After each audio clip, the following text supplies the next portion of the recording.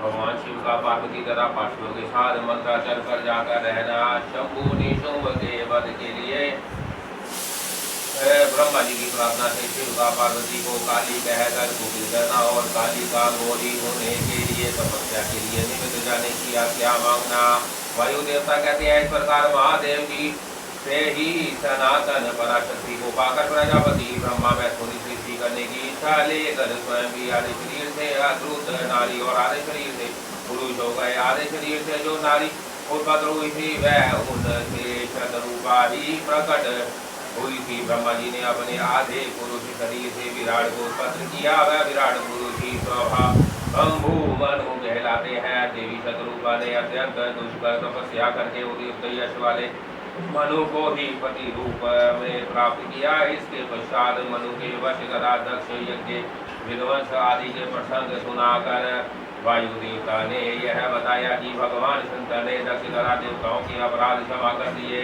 तदंतर ऋषियों ने पूछा, प्रभु आपने गणोदरा देवी के साथ अंतर्धान होकर भगवान शिव कहाँ गए, कहाँ रहे और क्या करते विरक्त हुए। वायुदेव बोले, महर्षियों, पर्वतों में श्रेष्ठ और विचित्र गंधराओ श्रेष्ठ शोभित जो परम सुंदर मंत्राचल है वही अपनी तपस्या के प्रभाव से देवादिदेव महादेव जी का प्रिय निवास स्थान हुआ। उसने पार्वती और शिव को अपने सिर पर ढोने के लिए बड़ा भारी तप किया था और दीर्घ काल के लिए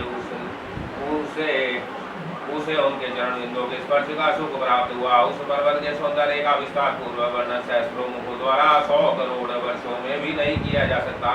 उसके सामने समस्त पर्वतों का सौंदर्य तुच्छ हो जाता है। इसलिए महादेव जी ने देवी का प्रिय करने की इच्छा से उस अत्यंत रमणीय पर्वत को अपना अंतःपुर बना लिया।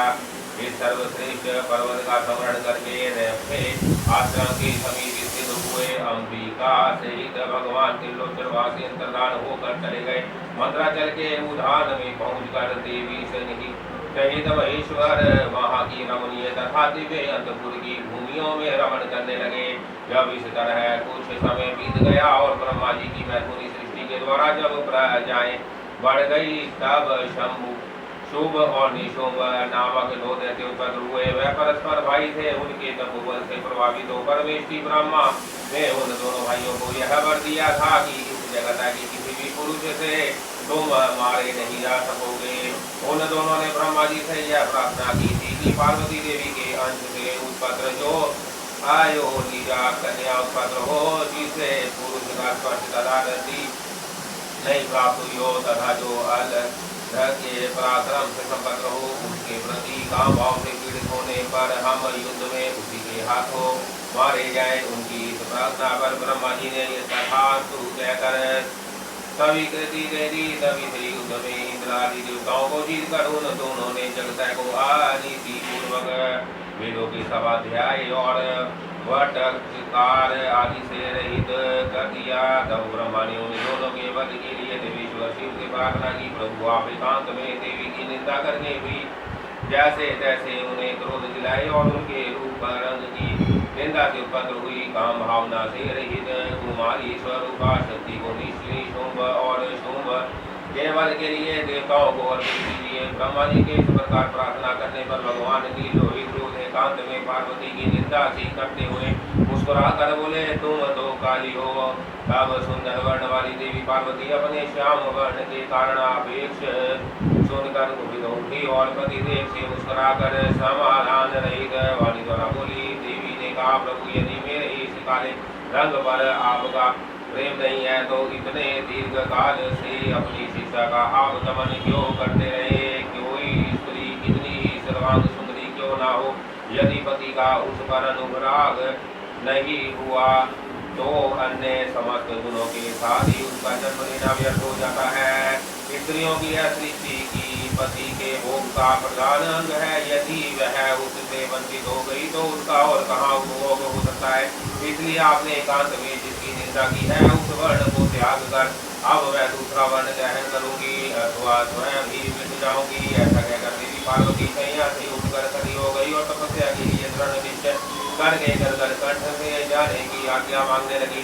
इस प्रकार प्रेम भंग होने से भयभीत हो भूतनाथ भगवान शिव स्वयं भवानी को प्रणाम करते हुए बोले। भगवान शिव ने कहा, प्रिय मैंने क्रीड़ा या मनोविनोद के लिए यह बात गई है। मेरे सभी पराये को ना जानकर तुम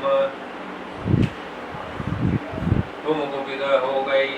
यदि तुम पर मेरा प्रेम नहीं होगा तो और किस पर हो सकता है। तुम इस जगत की माता हो और मैं पिता तथा अधिपति हूँ, फिर तुम पर मेरा प्रेम ना होना कैसे संभव हो सकता है। हम दोनों का वह प्रेम भी क्या कामदेव की प्रेरणा से हुआ है? कदापि नहीं, क्योंकि कामदेव की उत्पत्ति से पहले ही जगत की उत्पत्ति हुई है। कामदेव की सृष्टि तो मैंने साधारण लोगों की रति के लिए की है। कामदेव मुझे साधारण देवता के समान मेरा कुछ कुछ तिरस्कार करने लगा था, अतः मैंने उसे भस्म कर दिया। हम दोनों का यह लीला विहार भी जगत की रक्षा के लिए ही है, अतः उसी के लिए आज मैंने तुम्हारे प्रति यह बड़ी हाथ युक्त बात कही थी। मेरे कथन की सत्यता तुम पर शीघ्र ही प्रकट हो जाएगी। देवी ने कहा, भगवान पति के प्यार से वंचित होने पर जो नारी अपने प्राणों का भी परित्याग नहीं कर देती, वह कुलांगना और शुभ लक्षण होने पर भी सदपुरुषों द्वारा निंदित ही समझी जाती है। मेरा शरीर कौन बढ़ नहीं है, इस बात को लेकर आपको बहुत खेद है होता है, अन्यथा क्रीड़ा या परिहास में भी आपके द्वारा मुझे काली लूटी कहा जाना कैसे संभव हो सकता था। मेरा कालापन आपको प्रिय नहीं है, इसलिए वह सतपुरुषों द्वारा भी निंदित है, अतः तपस्या द्वारा इसका त्याग किए बिना अब मैं यहाँ रह ही नहीं सकती। शिव बोले, यदि अपनी श्यामता को लेकर तुम्हें इस तरह संताप हो रहा है तो इसके लिए तपस्या करने की क्या आवश्यकता है। तुम मेरी अपनी इच्छा मात्र से ही दूसरे वर्ण से युक्त हो जाओ। देवी ने कहा, मैं आपसे अपने रंग का परिवर्तन नहीं चाहती, स्वयं भी इसे बदलने का संकल्प नहीं कर सकती। अब तो तपस्या द्वारा ब्रह्मा जी की आराधना करके ही मैं शीघ्र गोरी हो जाऊंगी। शिव बोले, महादेवी, पूर्व काल में मेरी ही कृपा से ब्रह्मा को ब्रह्मा पद की प्राप्ति हुई थी, अतः तपस्या द्वारा उन्हें बुलाकर तुम क्या करोगी। देवी ने कहा, इसमें संदेह नहीं कि ब्रह्मा आदि समस्त देवताओं को आपसे ही उत्पन्न पदों की प्राप्ति हुई है, तथापि आपकी आज्ञा पाकर मैं तपस्या द्वारा ब्रह्मा जी की आराधना करके ही अपना अभिष्ट सिद्ध करना चाहती हूँ। पूर्व काल में जब मैं सती के नाम से दक्ष की पुत्री हुई थी, तब तपस्या द्वारा ही मैंने आप ईश्वर को पति के रूप में प्राप्त किया था। इसी प्रकार आप आज भी तपस्या द्वारा ब्राह्मण ब्रह्मा को संतुष्ट करके मैं गौरी होना चाहती हूँ। ऐसा करने से यहाँ कोई दोष नहीं है, यह बताइए। महादेव जी के ऐसा कहने पर वामदेव मुस्कुराते हुए थे, चुप रह गए। देवताओं का कार्य सिद्ध करने की इच्छा थी, उन्होंने देवी को रोकने के लिए हट नहीं किया। अध्याय 17 से 24। पार्वती की तपस्या एक व्याघ्र पर उनकी कृपा। ब्रह्मा जी का उनके पास आना, देवी के साथ उनका वार्तालाप, देवी के द्वारा काली के अवचा का त्याग और उससे कृष्ण वर्णा कुमारी कन्या के रूप में उत्पन्न हुई कौशिकी के द्वारा शुंभ निशुंभवद। वायुदेव कहते हैं, हमारी सुतरतार पतिव्रता माता पार्वती पति की परिक्रमा करके उनके वियोग से होने वाले दुख को किसी तरह रोककर हिमालय पर्वत पर चली गई। उन्होंने पहले सखियों के साथ जिस स्थान पर तप किया था, वह स्थान से उनका प्रेम हो गया था, अतः फिर उसी को उन्होंने तपस्या के लिए चुना। तदंतर माता पिता के घर जा उनका दर्शन और प्रणाम करके उन्हें सब समाचार बतलाकर उनकी आज्ञा दी। उन्होंने सारे आभूषण उतार दिए और फिर तपो वन में जा स्नान के लिए पश्चात तपस्वी का परम पावन वेश धारण करके अत्यंत तीव्र परम दुष्कर तपस्या करने का संकल्प किया। वह मन ही मन सदा पति के चरण बिंदुओं का चिंतन करती हुई किसी क्षणिक लिंग में उन्हीं का ध्यान करके पूजन की ब्रह्मा विधि के अनुसार जंगल के फल मूल आदि उपकरणों द्वारा तीनों समय उनका पूजन करती थी। भगवान शंकर ही ब्रह्मा का रूप धारण करके मेरी तपस्या का फल मुझे देंगे, ऐसा दृढ़ विश्वास रखकर वह प्रतिदिन तपस्या में लगी रहती थी। इस तरह तपस्या करते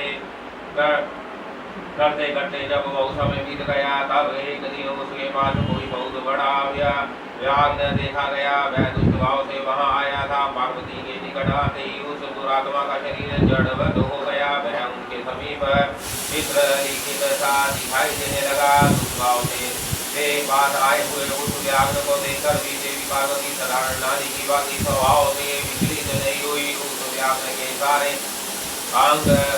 अंग आकर गए थे। वह भूख से अत्यंत पीड़ी हो रहा था और यह सोचकर कि यही मेरा भोजन है, निरंतर देवी की ओर ही देख रहा था। देवी के सामने खड़ा खड़ा वह उनकी उपासना सी करने लगा। इधर देवी के हृदय में सदा यही भाव आता था कि यह व्याघ्र मेरा ही उपासक है, दुष्ट वन जंतुओं से मेरी रक्षा करने वाला है। यह सोच वह उस पर कृपा करने लगी। उन्हीं की कृपा से उनके तीनों प्रकार के मल तत्काल नष्ट हो गए। फिर तो उस व्याघ्र को सहसा देवी के स्वरूप का बोध हुआ। उसकी भूख मिट गई और उसके अंगों की जड़ता भी दूर हो गई। साथ ही उसकी जन्म सिद्धि दुष्टता नष्ट हो गई और उसे निरंतर चित्ती बनी रहने लगी। उस समय उत्कृष्ट रूप से अपनी ठंडा का अनुभव करके वह तत्काल भक्त हो गया और उन परमेश्वर की सेवा करने लगा। अब वह अन्य दुष्ट जंतुओं को खदेड़ता हुआ तपोवन में विचरने लगा। इधर देवी की तपस्या बड़ी और तीव्र से तीव्र होती गई। देवता शंभु आदि दैत्यों के दुराग्रह से दुखी हो ब्रह्मा जी की शरण में गए। उन्होंने शत्रु पीड़ जन जनित अपने दुख को उनसे निवेदन किया। शुंभ और निशुंभ वरदान पाने के लिए घमंड से देवताओं को जैसे जैसे दुख देते थे, वह सब सुनकर ब्रह्मा जी को उन पर बड़ी दया आई। उन्होंने दैत्यवध के लिए भगवान शंकर के साथ हुई बातचीत का स्मरण करके देवताओं के साथ देवी के तपोवन को प्रस्थान किया। वहाँ श्रीकृष्ण ब्रह्मा ने उत्तम तप में परिनिष्ठित परमेश्वरी पार्वती को देखा। वह संपूर्ण जगत की प्रतिष्ठा सी जान पड़ती थी। अपने श्री हरि के तथा रुद्रदेव के भी जन्मदाता पिता महाबलेश्वर की भार्या आर्या जन्म माता गिरिजा नंदिनी पार्वती को ब्रह्मा जी ने प्रणाम किया। देवगणों के साथ ब्रह्मा जी को आया देख देवी ने उनके योग्य अर्थ देकर सभागत आदि के द्वारा उनका सत्कार किया। बदले में उनका भी सत्कार और अभिनंदन करके ब्रह्मा जी अन्य जान की भांति देवी की तपस्या का कारण पूछने लगे। ब्रह्मा जी बोले, देवी इस तीव्र तपस्या के द्वारा आप यहाँ किस अभीष्ट मनोरथ की सिद्धि करना चाहती हैं? तपस्या के संपूर्ण फलों की सिद्धि तो आपके ही अधीन है। जो समस्त लोगों के स्वामी है, उन्हीं परमेश्वर को पति के रूप में पाकर आपने तपस्या का संपूर्ण फल प्राप्त कर लिया है। अथवा यह सारा चीज अगर आपका दिल अभिलाष है, परंतु आश्चर्य की बात तो यह है कि आप अपने इतने दिनों से महादेवी के विरह का कष्ट कैसे सह रही है? देवी ने कहा, ब्राह्मण जब सृष्टि के आदिकाल में महादेवी ने आपकी उत्पत्ति सुनी जाती है, तब समस्त में प्रथम होने के कारण आप मेरे ज्येष्ठ पुत्र होते हैं। फिर जब प्रजा की वृद्धि के लिए आपके ललाट से भगवान शिव का प्रादुर्भाव हुआ, तब आप मेरे पति के पिता और मेरे ससुर होने के कारण पूजनों की कोटि में आ जाते हैं। और जब मैं यह सोचती हूँ कि स्वयं मेरे पिता गिरिराज हिमालय के पुत्र है, तब आप मेरे साक्षात पिता लगते हैं। लोग पितामह इस तरह आप लोग यात्रा के विधाता है। अंतपुर में पति के साथ जो वृतांत घटित हुआ है,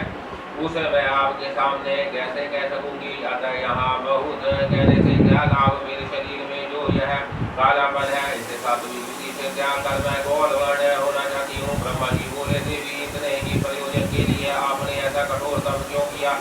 क्या इसके लिए आपकी इच्छा मात्र ही पर्याप्त नहीं है, अथवा यह आपकी एक लीला ही है? जगन्माता आपकी लीला भी लोक हित के लिए ही होती है। अतः आप इसके द्वारा मेरे एक अभिष्ट फल की सिद्धि कीजिए।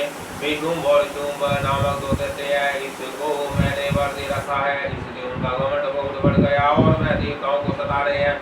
उन दोनों को आपके ही हाथ से मारे जाने का वरदान प्राप्त हुआ है। अतः आप विलंब करने से कोई लाभ नहीं। आप क्षण भर के लिए सुस्तर हो जाइए। आपके द्वारा जो शक्ति रची या छोड़ी जाएगी, वही उन दोनों के लिए मृत्यु हो जाएगी। ब्रह्मा जी के इस प्रकार प्रार्थना करने पर गिरिराज कुमारी देवी पार्वती सहसा अपने काली त्वचा के आवरण को उतार कर गौरवर्ण हो गई। त्वचा कोश रूप से त्यागी गई।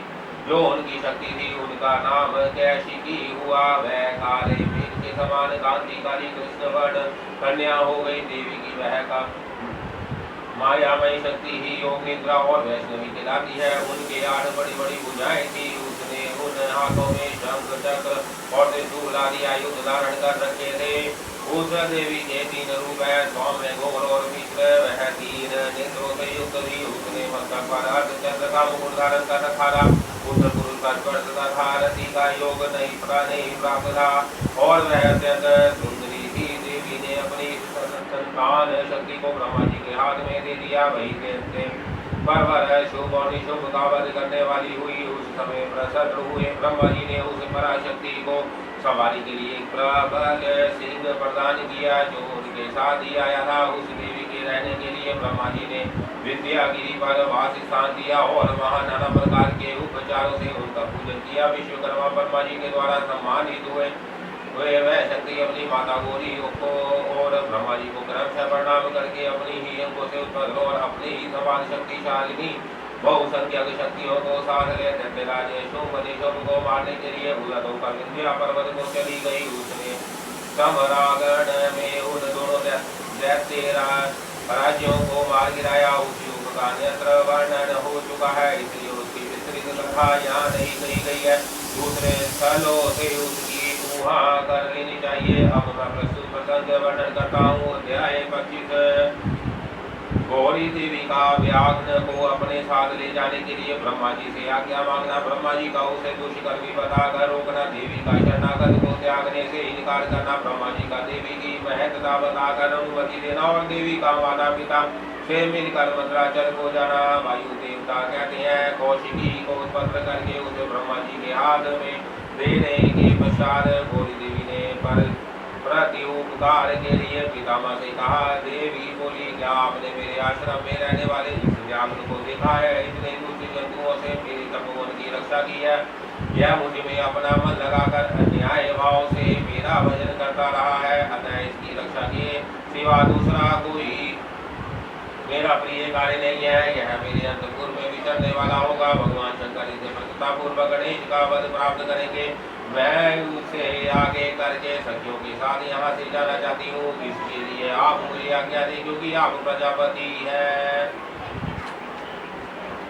देवी के ऐसा कहने पर उन्हें भोली भाली जान हंसते हुए और मुस्कुराते हुए ब्रह्मा जी उस व्याघ्र की पुरानी करतूत पूर्ण करतूतें बताते हुए उसकी दुष्टता का वर्णन करने लगे। ब्रह्मा जी ने कहा, देवी कहाँ तो पशुओं में क्रूर व्याघ्र और कहाँ यह आपकी मंगलमयी कृपा। आप विषधर सर्प के मुख में साक्षात अमृत क्यों सींच रही है? यह केवल व्याघ्र के रूप में रहने वाला कोई दुष्ट निशाचर है। इसके बहुत सी गौएं और तपस्वी ब्राह्मणों को काट डाला है।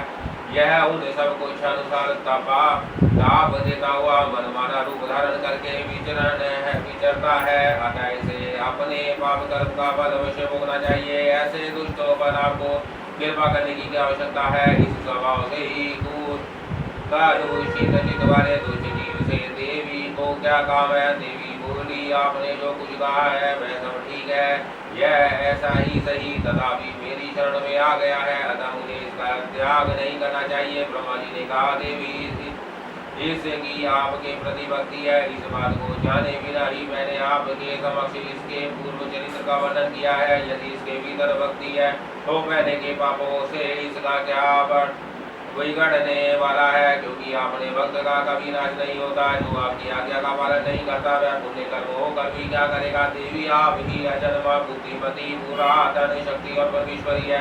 सबके बंधन और मोक्ष की व्यवस्था आपके ही अधीन है। आपके सिवा पराशक्ति कौन है? आपके बिना किसको कर्म जनित सिद्धि प्राप्त हो सकती है? आप ही संख्या रूपों की विविध शक्ति है। शक्ति रहित करता काम करने में कौन सी सफलता प्राप्त करेगा? भगवान विष्णु को, मुझको तथा अन्य देवता दानव और राक्षसों को उन ऐश्वर्यों की प्राप्ति कराने के लिए आपकी आज्ञा ही कारण है। असंख्य ब्रह्मा विष्णु तथा रुद्र जो आपकी आज्ञा का पालन करने वाले हैं, बीत चुके हैं और भविष्य में भी होंगे। देवीश्वरी आपकी आराधना किए बिना हम सब श्रेष्ठ देवता भी धर्म आदि चारों पुरुषार्थों की प्राप्ति नहीं कर सकते। आपके संकल्प से ब्रह्म तब और स्थावर तब का तत्काल व्यवसाय भी हो जाता है, अर्थात ब्रह्मा स्थावर हो जाता है और स्थावर ब्रह्मा, क्योंकि पुण्य और पाप के फलों की व्यवस्था आपने ही की है। आप ही जगत के स्वामी परमात्मा शिव की अनादि मध्य आमध्य और अनंत आदि सनातन शक्ति है। आप संपूर्ण लोक यात्रा का निर्वाह करने के लिए किसी अद्भुत मूर्ति में अभिष्टित हो नाना प्रकार के भावों से पीड़ित करती है। भला आपको ठीक ठीक कौन जानता है? अतः यह पापचारी व्याघ्र भी आज आपकी कृपा से परम सिद्धि प्राप्त करे, इसमें कौन बाधक हो सकता है? इस प्रकार उनके परम तत्व का स्मरण कराकर ब्रह्मा जी ने जब बुद्धि प्रार्थना की, तब गौरी देवी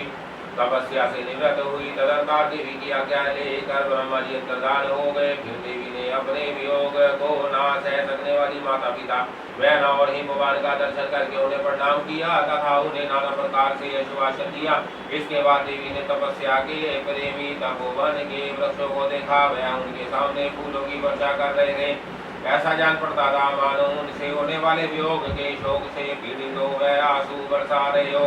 अपनी शाखाओं पर बैठे हुए गमों के कलरवों के व्याज से मानो वह व्याकुलता पूर्वक नाना प्रकार से दीनता पूर्वक विलाप कर रहे थे। तदंतर पति के दर्शन के लिए उतावली हो उस व्याकुल को और पुत्र की भांति से आगे करके सखियों से बातचीत करती और देह की दिव्य प्रभा को से दसों दिशाओं को उदित करती हुई गौरी देवी मंत्राचल को चली गई, जहाँ संपूर्ण जगत के आधार स्पष्ट पालक और संहारक पतिदेव महेश्वर विराजमान थे। अध्याय 23 अध्याय 26 मंदराचल पर गौरी देवी का स्वागत महादेव जी के द्वारा उनके और अपने उपदृश्य स्वरूप एवं अविच्छेद संबंध पर प्रकाश तथा देवी के साथ आए हुए व्याघ्र को उनका गणाध्यक्ष बनाकर अंतपुर के द्वार पर सोमनंदी नाम से प्रतिष्ठित करना। ऋषियों ने पूछा अपने शरीर को दिव्य गुण बल से युक्त बनाकर गिरिराज कुमारी देवी पार्वती ने जब मंदराचल प्रदेश में प्रवेश किया तब वह अपने पति से किस प्रकार मिली। प्रवेश काल में उनके भवन द्वार पर रहने वाले गणेश जी ने क्या किया तथा महादेव जी ने भी उन्हें देखकर उस समय उनके साथ कैसा बर्ताव किया। वायु देवता ने कहा जिस प्रेम गर्भित रस के द्वारा अनुरागी पुरुषों के मन का हरण हो जाता है उस परम रस का ठीक ही वर्णन करना संभव है। द्वारपाल बड़ी उतावली से राह देखते थे। उस सुनने के साथ ही महादेव जी भी देवी के आगमन के लिए उत्सुक थे। जब वह भवन में प्रवेश करने लगी तब शंकित हो उन प्रेम जनित भावों से वह उनकी ओर देखने लगी। देवी भी उनकी ओर उन्हीं भावों से देख रही थी। उस समय उस भवन में रहने वाले श्रेष्ठ पार्षदों ने देवी की वंदना की। फिर देवी ने विनय युक्त वाणी द्वारा भगवान त्रिलोचन को प्रणाम किया। वह प्रणाम करके कभी उठने भी नहीं पाई थी कि परमेश्वर ने उन्हें दोनों हाथों से पकड़कर बड़े आनंद के साथ हृदय से लगा लिया। फिर मुस्कुराते हुए वह एक टक नेत्रों से उनके मुख चंद्र की सुधा का पान सा करने लगे। फिर उनसे बातचीत करने के लिए उन्होंने पहले अपनी ओर से वार्तारंभ की। देवादिदेव महादेव जी बोले सर्वांग सुंदरी प्रिय क्या तुम्हारी वह मनोदशा दूर हो गई जिसके रहते तुम्हारे क्रोध के कारण मुझे अनुनय विनय का कोई भी उपाय नहीं सूझता था। यदि साधारण लोगों की भांति हम दोनों में भी एक दूसरे के अप्रिय का कारण विद्वान है तब तो इस चराचर जगत का नाश हुआ ही समझना चाहिए। मैं अग्नि के मस्तक पर स्थित हो तुम सोम के हम दोनों से ही अग्नि समोदतम जगत प्रतिष्ठित है। जगत के हित के लिए स्वेच्छा से शरीर धारण करके विचरने वाले हम दोनों के वियोग में यह जगत निराधार हो जाएगा। इसमें शास्त्र और युक्ति से निश्चय किया हुआ दूसरा हेतु ही है। यह सावर जगम रूप जगत वाणी और अर्थमय ही है। तुम साक्षात वाणीमय अमृत हो और मैं अर्थमय परम उत्तम अमृत हूँ। यह दोनों अमृत एक दूसरे से विलग कैसे हो सकते हैं। तुम मेरे स्वरूप का बोध करने वाली विदा हो और मैं तुम्हारे लिए हुए विश्वास पूर्ण बोध से जानने योग्य परमात्मा हूँ। हम दोनों क्रमशः विधात्मा और वेदात्मा है। फिर हम में वियोग होना कैसे संभव है। मैं अपने प्रयत्न से जगत की सृष्टि और संहार नहीं करता। एकमात्र आज्ञा से ही सबकी सृष्टि और संहार उपलब्ध होते हैं। मैं अत्यंत गौण बड़ आज्ञा तुम्ही हो। ईश्वर का एकमात्र सार आज्ञा है क्योंकि वही स्वतंत्र का लक्षण है। आज्ञा से भी युक्त होने पर मेरा ऐश्वर्य कैसा होगा। हम लोगों का एक दूसरे से विलग होना रहना कभी संभव नहीं है। देवताओं के कार्य की सिद्धि के उद्देश्य से ही मैंने उस समय उस दिन लीला पूर्वक व्यांग वचन कहा था। तुम्हें भी तो यह बात अज्ञात नहीं थी। फिर तुम कुपित कैसे हो गई। अतः यही कहना पड़ता है कि तुमने मुझ पर भी जो क्रोध किया था वह त्रिलोकी की रक्षा के लिए ही था क्योंकि तुम में ऐसी कोई बात नहीं है जो जनता की प्राणियों का अनर्थ करने वाली हो। इस प्रकार प्रिय वचन बोलने वाले साक्षात परमेश्वर शिव के प्रति द्वार रस के सारभूत भावों की प्राकृतिक जन्मभूमि देवी पार्वती अपने पति की गई हुई है मनोहर बात सुनकर इसे सत्य जानकर मुस्कुरा कर गई। लज्जावश कोई उत्तर ना दे सकी, केवल कौशिकी के यश का वर्णन छोड़कर और कुछ उन्होंने नहीं कहा। देवी ने कौशिकी के विषय में जो कुछ कहा उसका वर्णन करता हूँ। देवी बोली, भगवान मैंने जिस कौशिकी की सृष्टि की है उसे क्या आपने नहीं देखा है? वैसी कन्या ना तो इस लोक में हुई है और ना होगी। यूं कहकर देवी ने उसके विद्या पर्वत पर निवास करने वाला रंग में शुंभ और निशुंभ का वध करके उन पर विजय पाने का प्रसंग सुनाकर उसके पराक्रम का वर्णन किया। साथ ही यह भी बताया कि वह उपासना करने वाले लोगों को सदा प्रत्यक्ष फल देती है तथा निरंतर लोगों की रक्षा करती रहती है। इस विषय में ब्रह्मा जी आपको आवश्यक बातें बताएंगे। उस समय इस प्रकार बातचीत करती हुई देवी की आज्ञा से ही एक सखी ने उस व्याघ्र को लाकर उनके सामने खड़ा कर दिया। उसे देखकर देवी कहने लगी, देवी यह व्याघ्र मैं आपके लिए भेंट लाई हूँ, आप इसे देखिए। इसके समान मेरा उपासक दूसरा कोई नहीं है। इसे दुष्ट जंतुओं के समूह से मेरे तपोवन की रक्षा की थी। यह मेरा अत्यंत भक्त है और अपने रक्षात्मक कार्य से मेरा विश्वास पात्र बन गया। मेरी प्रसन्नता के लिए यह अपना देश छोड़कर यहाँ आ गया है। महेश्वर, यदि मेरे आने से आपको प्रसन्नता हुई है और यदि आप मुझ में अत्यंत प्रेम करते हैं तो मैं चाहती हूँ कि यह नंदी की आज्ञा से मेरे अंतपुर के द्वार पर अन्य राक्षसों के साथ उन्हीं के चिन्ह धारण करके सदा स्थित रहे। वायुदेव कहते हैं, देवी के इस मधुर और अंत को तत्मा प्रेम बढ़ाने वाले शुभ वचन को सुनकर महादेव जी ने कहा, वह बहुत प्रसन्न रूपी तो वह व्याघ्र उसी क्षण लचकती हुई सुवर्ण जटित बैत की जड़ी रत्नों से जटित विचित्र कवच सर्व किसी आकृति वाली चूड़ी तथा रक्षा को चित वेश धारण किए गणाधीश के पद पर प्रतिष्ठित दिखाई दिया। उसने उमा सहित महादेव और नंदी को आनंदित किया था, इसलिए सोमनंदी नाम से विख्यात हुआ। इस प्रकार देवी का प्रिय कार्य करके चंद्र अर्धभूषण महादेव जी ने उन्हें रत्नभूषित दिव्य आभूषणों से भूषण किया। चंद्रभूषण भगवान शिव ने सर्व मनोहारिणी गिरिराज कुमारी बोली देवी को पलंग पर बिठाकर उस समय सुंदर अलंकारों से स्वयं ही उनका श्रृंगार किया। अध्याय 27। ओम नमः शिवाय, ओम नमः शिवाय, ओम नमः शिवाय, ओम नमः शिवाय, ओम नमः शिवाय, ओम नमः शिवाय। हर हर बोल। अग्नि और सोम के स्वरूप का विवेचन करा। जगता की अग्नि महत्ता प्रतिपादन। ऋषियों ने पूछा, प्रभु पार्वती देवी का समाधान करते हुए महादेव जी ने यह बात क्यों कही कि संपूर्ण विश्व अग्नि मात्मक एवं वागात्मक है। ईश्वर का सार एकमात्र क्या ही है और वह क्या तुम हो। अतः इस विषय में हम क्रमशः यथार्थ बातें सुनना चाहते हैं। वायुदेव बोले, महर्षि और रुद्रदेव का जो घोर तेजोमय शरीर है उसे अग्नि कहते हैं और अमृतमय सोम शक्ति का स्वरूप है, जो कि शक्ति का शरीर शांति कारक है। जो अमृत है वह प्रतिष्ठित नामक कला है और जो तेज है वह साक्षात विद्या नामक कला है। संपूर्ण सूक्ष्म भूतों में वह ही दोनों रस और तेज है। तेज की वृद्धि दो प्रकार की है, एक सूर्य रूप है और दूसरी अग्नि रूप।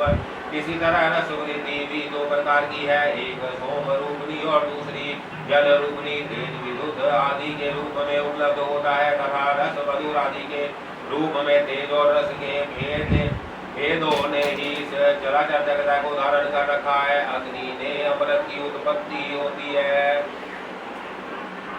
और अमृत स्वरूप ही से अग्नि की वृद्धि होती है। अतः अग्नि और सोम को दी हुई आहुति जगत के लिए हितकारक होती है। जाति संपत्ति भविष्य का उत्पादन करती है, वर्षा से को बढ़ाती है। इस प्रकार वर्षा से ही भविष्य का प्रादुर्भाव होता है, जिससे यह अग्नि सोमात्मक जगत टिका हुआ है। अग्नि वहाँ तक ऊपर को प्रज्वलित होता है, यहाँ तक सोम संबंधी परम अमृत विद्यमान है और जहाँ तक अग्नि का स्थान है वहाँ तक सोम संबंधी अमृत नीचे को जलता है। इसलिए काल अग्नि नीचे और शक्ति ऊपर है। जहाँ तक अग्नि है उसकी गति ऊपर की ओर है और जो जल का प्लवन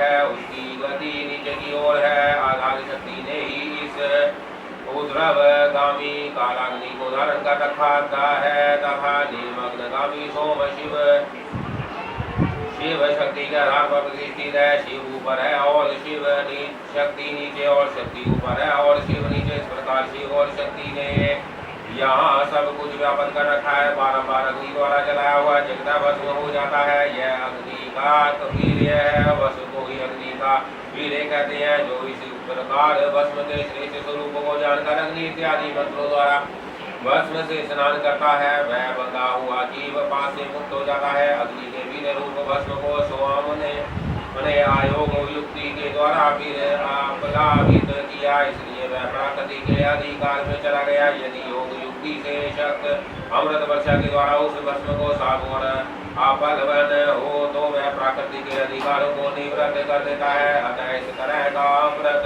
पल्लव सदा मृत्यु का विजय पाने के लिए ही होता है। शिव अग्नि के साथ शक्ति संबंधी अमृत का स्पर्श होने पर जिसने अमृत का पल्लव प्राप्त कर लिया, जिसकी मृत्यु कैसे हो सकती है? जो अग्नि के इस गुहा स्वरूप को तथा पूर्वोक्त अमृत लव को ठीक जानता है, वह अग्नि शोधात्मक जगत को त्याग कर भी जहाँ जन्म नहीं लेता तो शिवाग्नि के शरीर को दग्ध करके शक्ति स्वरूप सोमामृत से योग मार्ग के द्वारा इसे अपालावित करता है, वह अमृत स्वरूप हो जाता है। इसी अभिप्राय को हृदय में धारण करके माँ देवी ने सब जगत को आदृशोमात्मक कहा था। उनका वह कथन सर्वथा उचित है। अध्याय 28 जगदावाणी और अर्थ रूप है। इसका प्रतिपादन वायु देवता कहते हैं। महर्षियों, अब यह बात बता रहा हूँ कि जगत की वाग अर्थात्मक की सिद्धि कैसे की गई है। 6 अथवाओं का सम्यक ज्ञान में संक्षेप से ही करा रहा हूँ, विस्तार से नहीं। कोई भी ऐसा अर्थ नहीं है जो बिना शब्द का हो और कोई भी ऐसा शब्द नहीं है जो बिना अर्थ का हो। अतः समय अनुसार सभी शब्द संपूर्ण अर्थों के बोधक होते हैं। प्रकृति का यह परिणाम शब्द भावना और अर्थ भावना के वेद से 2 प्रकार का है। उसे परमात्मा शिव तथा पार्वती की प्राकृत मूर्ति कहते हैं। उनकी जो शब्दमय विभूति है उसे विधान 3 प्रकार की बताते हैं। स्थूल, सूक्ष्म और परा। स्थूल वह है जो कानों को प्रत्यक्ष सुनाई देती है, जो केवल चिंतन में आती है, वह सूक्ष्म कही गई है। और जो चिंतन की भी सीमा से परे है उसे परा कहा गया है, वह शक्ति स्वरूप है। वह शिव तत्व के आश्रित रहने वाली पराशक्ति कही गई है। ज्ञान शक्ति के सहयोग से वही इच्छा की उपोध बलि का होती है। वह संपूर्ण शक्तियों की समष्टि रूपा है। वह शक्ति तत्व के नाम से विख्यात हो समस्त कार्य समूह की मूल प्राकृतिक मानी गई है। उसी को कुंडलिनी कहा गया है। वह विशुद्ध धव परामाया है। वह स्वरूप पद विभाग रहित होती हुई भी 6 अथवाओं के रूप में विस्तार को प्राप्त होती है। उन 6 अथवाओं में से 3 तो शब्द रूप है और 3 अथर रूप बताए गए हैं। सभी पुरुषों को आत्मशुद्धि के अनुरूप संपूर्ण तत्वों के विभाग से लय और भोग के अधिकार प्राप्त होते हैं। वह संपूर्ण तत्व का लाभ द्वारा यथा योग्य प्राप्त है। परा प्रकृति के जो आदि में 5 प्रकार के परिणाम होते हैं, वह ही निवृत्ति आदि कलाएं हैं। मंत्राधवा, पराधवा और वर्णाधवा ये 3 अथवा शब्द से संबंध रखते हैं तथा भुवनाधवा, तात्वाधवा और कालाधवा ये 3 अर्थ से संबंध रखने वाले हैं। इन सब में भी परस्पर व्यापक भाव बताया जाता है। संपूर्ण मंत्र पदों से व्यापक है क्योंकि वह वाक्य रूप है। संपूर्ण पद भी वर्णों से व्यापक है क्योंकि विधान पुरुष वर्णों के समूह को ही पद कहते हैं। वह वर्ण भी भुवनों से व्यापक है क्योंकि उन्हीं में उनकी उपलब्धि होती है। भुवन भी तत्वों के समूह द्वारा बाहर भीतर से व्यापक है क्योंकि उनकी उत्पत्ति ही तत्वों से हुई है। उन कारणभूत तत्वों से ही उनका आरंभ हुआ है। अनेक भुवन उनके अंदर से ही प्रकट हुए हैं। उनमें से कुछ तो पुराणों में प्रसिद्ध है। अन्य भुवनों का ज्ञान शिव संबंधी आगम से प्राप्त करना चाहिए। कुछ तत्व संख्या और योग शास्त्रों में भी प्रसिद्ध है। शिव शास्त्रों में प्रसिद्ध तथा दूसरे भी जो तत्व है वह सब के सब कलाओं द्वारा यथा योग्य व्यापक है। परा प्रकृति के जो आदि काल में 5 परिणाम हुए हैं वह ही निवृत्ति आदि कलाएं है। वह 5 कलाएं उत्तरोत्तर तत्वों से व्यापक है। अतः पराशक्ति सर्वत्र व्यापक है। वह विभाग रहित होकर भी 6 अथवाओं के रूप में विभक्त है। शक्ति से लेकर लेकर पृथ्वी तत्व पर्यंत संपूर्ण तत्वों का प्रादुर्भाव शिव तत्व से हुआ है। आते जैसे घड़े आदि मिट्टी से व्यापक है, उसी प्रकार वह सारे तत्व एकमात्र शिव से ही व्यापक है, जो से अधवाओं से प्राप्त होने वाला है। यही शिव का परम धाम है। पांच तत्वों के शोधन से व्यापिका और अव्यापिका का शरीर जानी जाती है। निवृत्ति कला के द्वारा रुद्र लोक पर्यंत ब्रह्मांड की स्थिति का शोधन होता है। प्रतिष्ठा कला द्वारा उससे भी ऊपर जहाँ तक व्यक्ति की सीमा है वहाँ तक की शोध की जाती है। मध्यवर्ती विधा कला द्वारा उससे भी ऊपर विदेश्वर पर्यंत स्थान का शोधन होता है। शांति कला द्वारा उससे भी ऊपर के स्थान का तथा शांतिता कला के द्वारा अथवा के अंत तक का शोधन हो जाता है। उसी को परम व्योम कहा गया है। ये पांच तत्व बताए गए हैं जिनसे संपूर्ण जगत व्यापक है। वही साधकों को यह सब कुछ देखना चाहिए। जो अथवा की व्यापी को न जानकर शोधन करना चाहता है वह शुद्धि से वंचित रह जाता है, उसके फल को नहीं पा सकता। उसका परिश्रम व्यर्थ केवल नरक की प्राप्ति कराने वाला होता है।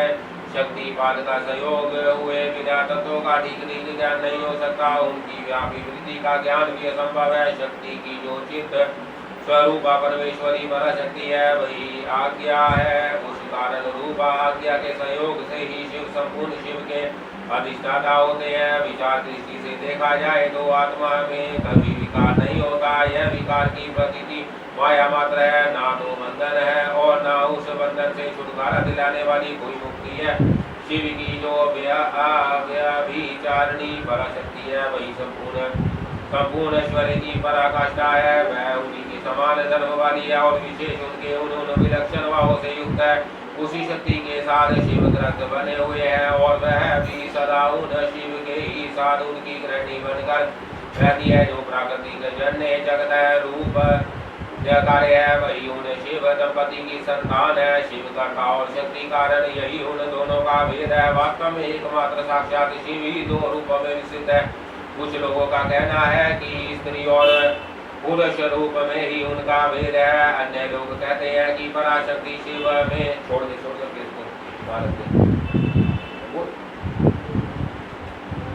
यहाँ रखो।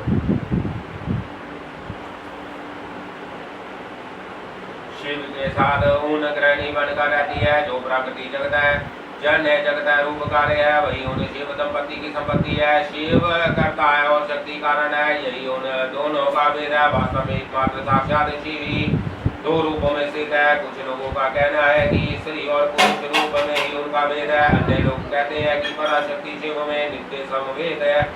जैसे प्रभा सूर्य से मित्र नहीं है उसी प्रकार चिन्ह स्वरूप पराशक्ति शिव से अवित्र ही है। यह सिद्धांत है। अतः शिव परम कारण है, उनकी आज्ञा ही परमेश्वरी है। उसी से प्रेरित होकर शिव की अविनाशी मूल प्रकृति कार्य वेद से महामाया माया और त्रिगुणात्मिक प्रकृति इन तीन रूपों में स्थित हो छह अधवाओं को प्रकट करती है। वह छह प्रकार का अधवा वागर्भमय है वही संपूर्ण जगत के रूप में स्थित है। सभी शास्त्र समूह इसी भाव का विस्तार से प्रतिपादन करते हैं। अध्याय 29 ऋषियों के प्रश्न का उत्तर देते हुए वायुदेव के द्वारा शिव के स्वतंत्र एवं सर्वांगनुग्रहक स्वरूप का प्रतिपादन। तथा ऋषियों ने कई कारण दिखाकर पूछा, वायुदेव यदि शिव सदा शांत भाव से रहकर ही सब पर अनुग्रह करते हैं तो सबकी अभिलाषाओं को एक साथ ही पूर्ण क्यों नहीं कर देते। जो सब कुछ करने में समर्थ होगा वह सबको एक साथ ही बंधन मुक्त क्यों नहीं कर सकेगा। यदि कहीं अनादिकाल से चले आने वाले सबके विचित्र कर्म अलग अलग है अतः सबको ही समान फल नहीं मिल सकता तो यह ठीक नहीं है, क्योंकि कर्मों की विचित्रता भी यहाँ नियामक नहीं हो सकती।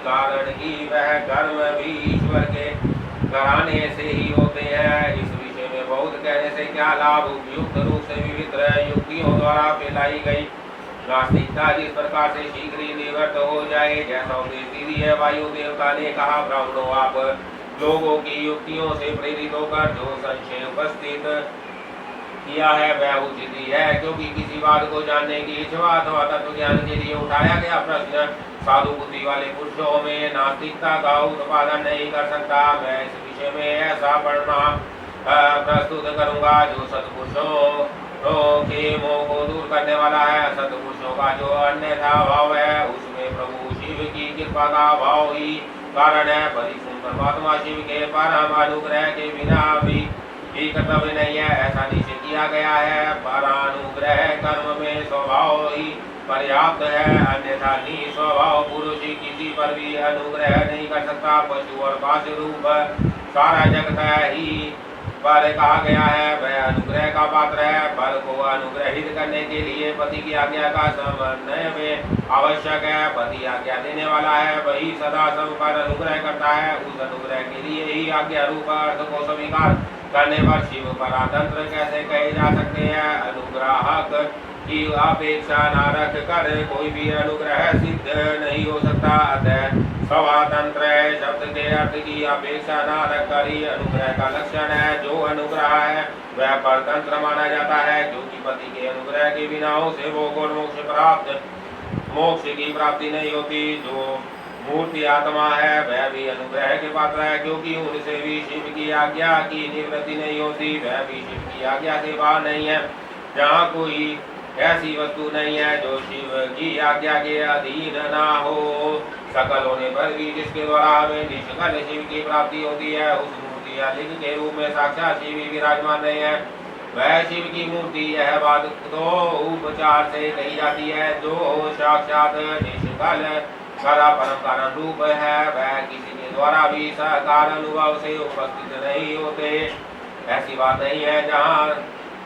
यहाँ परमान गाम्य होना उनके स्वभाव का उपादान नहीं है। प्रमाण अथवा प्रतीक मात्र से अपेक्षा बुद्धि का उदय नहीं होता। वह परम तत्व के उपलक्षण मात्र है, इसके सिवा उनका और कोई अभिप्राय नहीं है। कोई ना कोई मूर्ति की ही आत्मा का साक्षात उपलक्ष्य होती है। शिव की मूर्ति इस कथन का अभिप्राय है कि उस मूर्ति के रूप में परम शिव विराजमान है। मूर्ति उनका उपलक्ष्य है। जैसे काष्ठ आदि अवलंबन का आश्रय लिए बिना केवल अग्नि कहीं उपलब्ध नहीं होती, उसी प्रकार शिव भी मूर्य आत्मा में आरूढ़ हुए बिना उपलब्ध नहीं होते। यही वस्तु स्थिति है। जैसे किसी से यह कहने पर कि तुम आग ले आओ, उसके द्वारा जलती हुई लकड़ी आदि के सिवा साक्षात अग्नि नहीं लाई जाती, उसी प्रकार शिव का पूजन भी मूर्ति रूप में ही हो सकता है, अन्यथा नहीं। इसलिए पूजा आदि में सूर्य आत्मा की परिकल्पना होती है, क्योंकि सूर्य आत्मा के प्रति जो कुछ किया जाता है वह साक्षात शिव के प्रति किया गया ही माना गया है।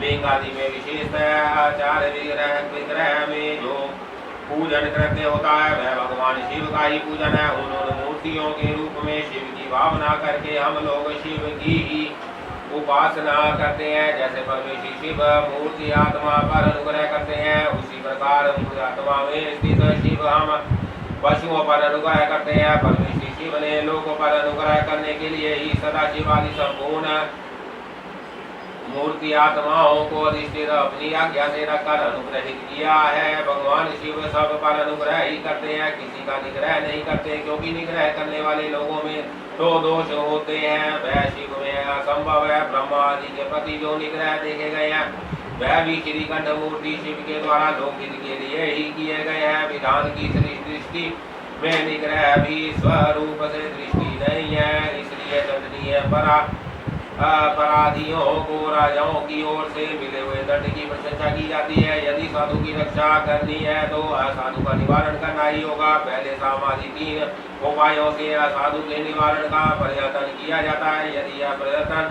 सफल नहीं हुआ तो अंत में चौथे उपाय दंड का ही आश्रय लिया जाता है। यह दंड अनुशासन लोकहित के लिए ही किया जाना चाहिए। यही उसके औचित्य को परिलक्षित कराता है। यदि अनुशासन करके इसके विपरीत हो तो उसे अहित कर कहते हैं। जो सदा हित में ही लगे रहने वाले हैं उन्हें ईश्वर का दृष्टांत अपने सामने रखना चाहिए। अतः जो दुष्टों को ही दंड देता है वह उस निग्रह कर्म को लेकर सत्पुरुषों द्वारा रचित कैसे किया जा सकता है। लोक में जहाँ कहीं भी निग्रह होता है वह यदि निर्देश पूर्वक ना हो तभी श्रेष्ठ माना जाता है। जो पिता पुत्र को दंड देकर उसे अधिक शिक्षित बनाता है वह उससे देश नहीं करता।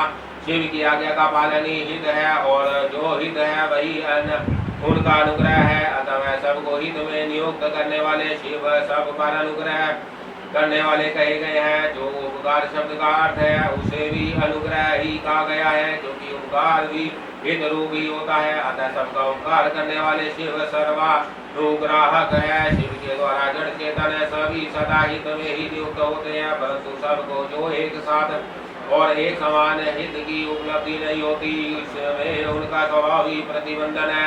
जैसे सूर्य अपनी किरणों द्वारा सभी कमलों को विकास के लिए प्रेरित करते हैं परंतु वे अपने स्वभाव के अनुसार एक साथ और एक समान विकसित नहीं होते। स्वभाव भी पदार्थों के भावी अर्थ का कारण होता है किंतु वह नष्ट होते हुए अर्थ को करता हो के लिए सिद्ध नहीं कर सकता। जैसे अग्नि का संयोग सुवर्ण को ही पिघलता है कोयले या अंगार को नहीं उसी प्रकार भगवान शिव परिपल्लक मल वाले पशुओं को ही बंधन मुक्त करते हैं दूसरों को नहीं। जो वस्तु जैसी होनी चाहिए वैसी वह स्वयं नहीं बनती वैसी बनने के लिए कर्ता की भावना का सहयोग होना आवश्यक है। कर्ता की भावना के बिना ऐसा होना संभव नहीं है। अतः कर्ता सदा स्वतंत्र होता है।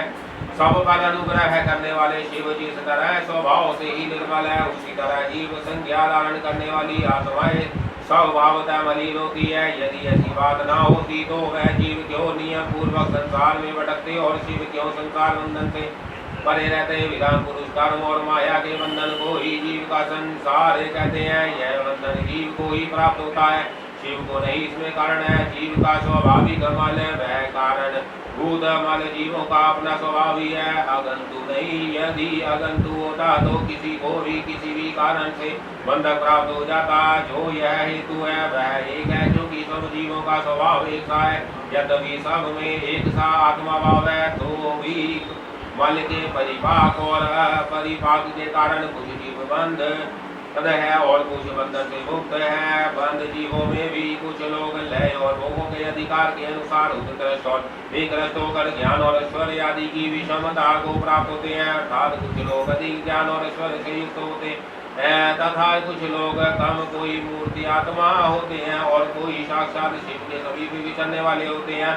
मूर्ति आत्माओं में कोई तो शिव स्वरूप हो अधवाओं के ऊपर स्थित होते हैं। कोई अधवाओं के मध्य मार्ग में महेश्वर होकर रहते हैं। कोई निमग्न भाग में रुद्र रूप में स्थित होते हैं। शिव के समीपवर्ती स्वरूप में भी माया से परे होने के कारण उत्कृष्ट माधव और निकृष्ट के वेद के 3 श्रेणियां होती है। वहाँ निम्न स्थल स्थान में आत्मा की स्थिति है मध्य स्थान में अंतरात्मा की स्थिति है और जो सबसे उत्कृष्ट श्रेणी का स्थान है उसमें परमात्मा की स्थिति है। यही क्रमशः ब्रह्मा विष्णु और महेश्वर कहलाते हैं। कोई वसु परमात्मा पद का अक्षर लेने वाले होते हैं कोई अंतरात्मा पद और आत्म पद पर प्रशिक्षित होते हैं। भगवान शिव तो अनायासी समस्त पशुओं को बंधन से मुक्त करने में समर्थ है फिर वह उन्हें बंधन में डाले रखकर क्यों दुख देते हैं। यहाँ ऐसा विचार या संदेह नहीं करना चाहिए क्योंकि सारा संसार दुख रूप से ही है। ऐसा विचार वालों का निश्चय सिद्धांत है। जो स्वभावतः दुखमय है वह दुख रहित कैसे हो सकता है। स्वभाव में उलट फेर नहीं हो पा सकता। वेद की दवा से रोग नहीं होता। वह रोग पर पीड़ित मनुष्य का अपनी दवा से सुखपूर्वक उद्धार कर देता है। इसी प्रकार जो स्वभावतः मलिन और स्वभाव से ही दुखी है उन पशुओं को अपनी आज्ञा रूपी औषधि देकर शिव दुख में छुड़ा देते हैं। रोग होने में वेद कारण नहीं है परंतु संसार की उत्पत्ति में शिव कारण है। अतः रोग और वेद के दृष्टांत से शिव और संसार के दृष्टांत में समानता नहीं है। इसलिए इसके द्वारा शिव पर दोषारोपण नहीं किया जा सकता। जब दुख स्वभाव सिद्ध है तब शिव उसके कारण कैसे हो सकते हैं। जीवों में जो स्वाभाविक मल वही उन्हीं संसार के चक्र में डालता है। संसार का कारण बुद्ध जो मल चेतन माया आदि है वह शिव का सानिध्य प्राप्त किए बिना स्वयं चेष्टाशील नहीं हो सकता। जैसे चुंबक मणि लोहे का सानिध्य पाकर उपकार होता है लोहे को सींचता है उसी प्रकार शिव भी जड़ माया आदि का सानिध्य पाकर ही उसके उपकरण होते हैं उसे संदेश बनाते हैं। उनके विद्वान सानिध्य को आकरण हटाया नहीं जा सकता। जगता के लिए जो सदा अज्ञात है वह शिव ही इसके अधिष्ठान है। शिव के बिना यहाँ कोई भी परिवर्तन नहीं होता, उनकी आज्ञा के बिना एक पत्ता भी नहीं हिलता। उनसे प्रेम होकर ही यह सारा जगत विभिन्न प्रकार की चेष्टाएं करता है, तथापि वह शिव कभी मोहित नहीं होते।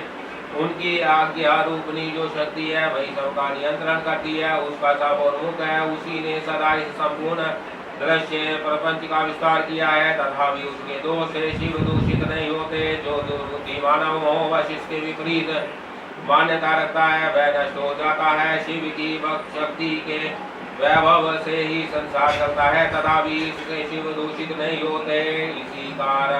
इसी समय आकाश से शरीर रहित वाणी सुनाई दी, सत्यम ओम अमृतम सौम्यम। इन पदों का वहाँ स्पष्ट उच्चारण हुआ। उसे सुनकर सब लोग वह प्रसन्न हुए, उनके समस्त संशयों का निवारण हो गया।